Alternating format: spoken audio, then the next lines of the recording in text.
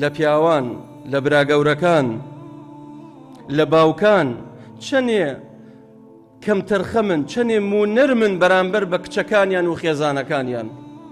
کاتێک ئەبینێ خێزانی ڕوت و قوتە لە کاتێکە ئەمە خێزانی تۆ خصوصی ئەمە عمومی نییە تۆ بەناو کۆڵانە و بەناو بازارە و هەموو عالەمە بێ سێری بکات. ئەوە تەبەڕوجی جاهیلیەتی ئولایە. بۆیە ئافرەتی باوەڕدار دەبێ بە حەیا و بە حیشمەت بێت، نەک جوانی خۆی دەربڕێ بۆ کەسانێکی بێگانە کە حەڵاڵ نییە بۆیت. ئەگەر وا بکە ئەوە وەڵڵاهی لە نەفامیەتایە، ئەمەیان پێشکەوتن نییە، ئەمەیان جەهالەت و نەفامیەتیە.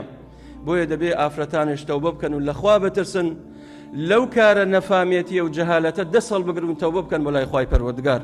و پیاوانش دەبێ بەڕاستی ئەو غیرەتەیان هەبێ، قیوامەتیان هەبێ بەسەر خێزانەکانیان. الرجال قوامون على النساء.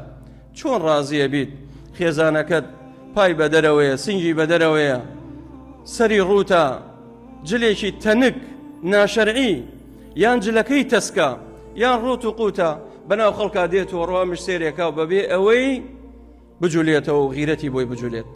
ئەمە بەڕاستی کەم تەرخەمە، هەم لە جانبی ئافرەتەکە و هەم لە جانبی پیاوەکەش. ئەمەیان نەفامێتی و جەهالەتە.